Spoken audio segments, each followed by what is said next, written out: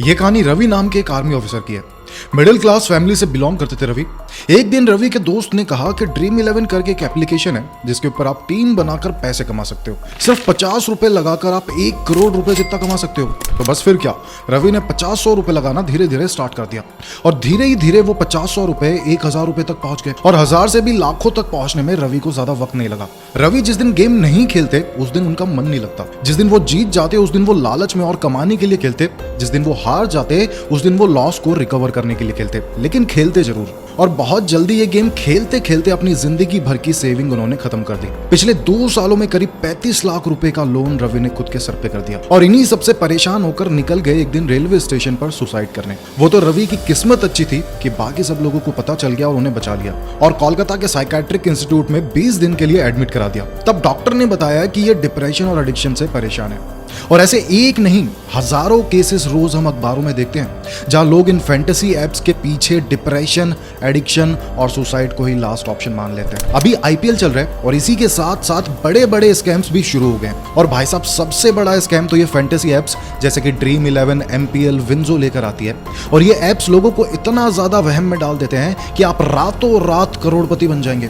आप बस 50 रुपए लगाकर 1 करोड़ रुपए तक जीत सकते हैं। और तो और इतना ज्यादा लालच भर देते हैं कि लोग अंधे होकर पैसा लुटाने लगते हैं। खासकर टीनेजर्स, स्टूडेंट जो जल्दी अमीर बनना चाहते हैं वो पूरी तरह से इनके पीछे पागल हो चुके हैं। ये जो फैंटेसी एप्स है इनका साल का हजारों करोड़ रुपए का टर्नओवर होता है और इतना पैसा होने के कारण ये बड़े बड़े सेलिब्रिटीज, स्पोर्ट पर्संस को हायर कर लेते हैं। जैसे एमपीएल में देखोगे तो विराट कोहली साहब दिखेंगे आपको, विंजो में देखोगे तो धोनी भैया दिखेंगे और ये रोहित शर्मा, हार्दिक पांड्या तो सब जगह ही दिख जाता है। इसके अलावा ये एप्स आपको फेक एड्स दिखाती है जिनमें लोग इन एप्स पर टीम बनाकर करोड़ों रुपए जीत रहे हैं। आप मुझे एक बात बताइए, क्या कभी आपका दोस्त ये 1 करोड़ रुपए जीता है या आपके दोस्त का दोस्त कभी कोई ये 1 करोड़ जीता है या उसके दोस्त का दोस्त का दोस्त?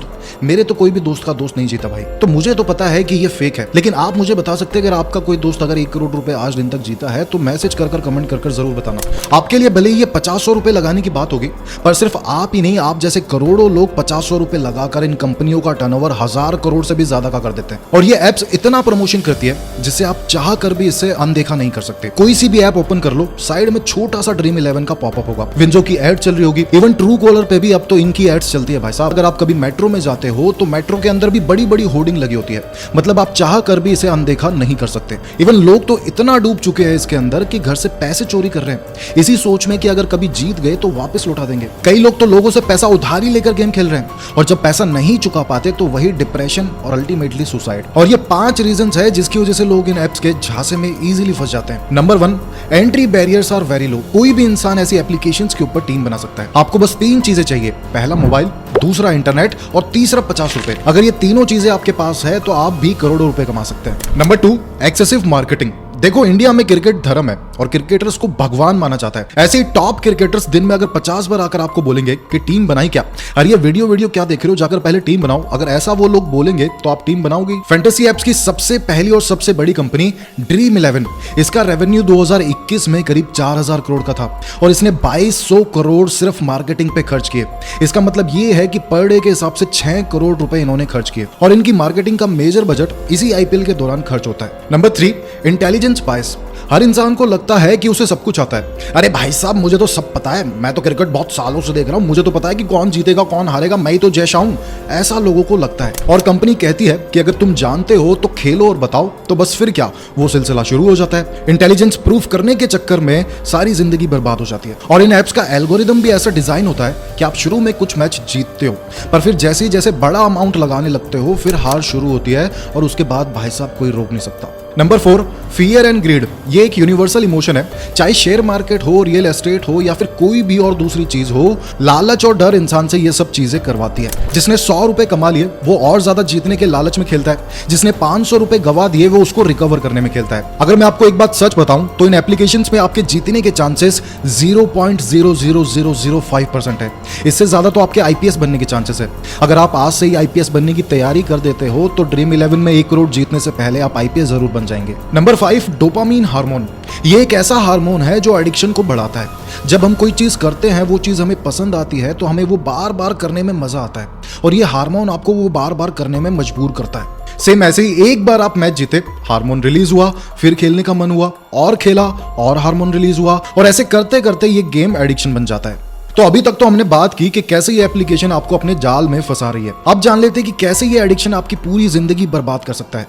सबसे पहला, अगर आपको कोई नुकसान होगा तो वो है फाइनेंशियल लॉस। सेविंग खत्म हो जाएगी, बंदा कर्जे में डूब जाएगा। Second, productivity loss. जो आदमी इस चक्कर में एक बार लग गया, उसके बाद उसका ध्यान कहीं और लगता ही नहीं है, बस 24 घंटे गेम गेम और game. Third, loss of life. एक आदमी जिसकी कमाई 20,000 रुपए है, अगर उसके ऊपर 20 लाख रुपए का कर्जा हो जाता है तो उसे भी पता है कि 20,000 की कमाई में ये कर्जा वो जिंदगी भर तक नहीं चुका पाएगा, और उसके बाद वो ठान लेता है कि मैं अब आगे और नहीं जीऊंगा और सुसाइड को ही लास्ट ऑप्शन मान लेता है। अब कुछ लोग पूछेंगे कि अगर इतना ही सब कुछ गलत हो रहा है तो ये इंडस्ट्री रुक क्यों नहीं जाती, क्यों गवर्नमेंट इसके ऊपर कोई एक्शन नहीं ले लेती? तो बाबू भैया, पैसे का गेम है ना, सरकार को पैसे नहीं कमाने क्या? ऑनलाइन गेमिंग इंडस्ट्री जो पहले 10,000 करोड़ रुपए की हुआ करती थी, पिछले 3 सालों में ये 25,000 करोड़ रुपए की हो चुकी है। इस सेक्टर में आए दिन नया स्टार्टअप बन रहा है और कंपनीज यूनिकॉर्न बनती जा रही है। 2021 फाइनेंशियल ईयर में ड्रीम 11 की कमाई 2706 करोड़ थी। 2022 में ये बढ़कर 3480 करोड़ हो गई और 2023 में ये बढ़कर 6580 करोड़ हो गई। और भाई साहब, ये तो ऑफिशियली कहते हैं कि हमारे साथ 16 करोड़ लोग गेम खेलते हैं। चलो मान लिया कंपनी है, बड़ी तो हो गई, लेकिन कोर्ट कोई एक्शन क्यों नहीं ले रही है? तो भैया, कोर्ट कहती है कि रूल्स के अकॉर्डिंग अगर देखा जाए तो बैटिंग इलीगल है, लेकिन ये फैंटेसी बोलते ही ये सब लीगल हो जाता है। कोर्ट कहती है कि ये गेम ऑफ चांस थोड़ी है, ये तो गेम ऑफ स्किल है। आपको पहले गेम समझना होगा, उसके बाद में चीजें करनी पड़ती है। इसे स्किल कहते हैं भैया, इसे बैटिंग नहीं कहते। ऐसा कोर्ट और सरकार कहती है। इसीलिए गैम्बलिंग नहीं, गेम है ये तो। कई स्टेट्स जैसे कि तेलंगाना, ओडिशा, आसाम, आंध्र प्रदेश, सिक्किम, नागालैंड, इन फैंटेसी गेमिंग एप्स पर बैन लगा रखा है उन्होंने, बट फिर भी इन गेमिंग एप्स का एडिक्शन बढ़ता ही जा रहा है। इसीलिए बहुत जरूरी है ये समझना कि आईपीएल सिर्फ एक गेम है, उसे गेम की तरह ही ले। स्पोर्ट पर्सन अगर पैसा कमा रहा है तो उसे कमाने दो, बीसीसीआई अगर पैसा कमा रही है तो उसे कमाने दो, अगर ये कंपनी भी पैसा कमा रही है तो कमाने दो, लेकिन आप बस इस गेम को एज अ गेम तक ही लो। अगर फिर रोहित शर्मा या विराट कोहली आकर कहता है कि टीम बनाई क्या, तो आपको टीम नहीं बनानी है। अगर ये वीडियो आपको अच्छी लगी हो तो इस वीडियो को मैक्सिमम लोगों तक शेयर कर देना। अगर आपने अभी तक चैनल सब्सक्राइब नहीं किया है तो चैनल को सब्सक्राइब कर दें। चलिए मिलते हैं नेक्स्ट वीडियो में, तब तक के लिए ध्यान रखिए, धन्यवाद।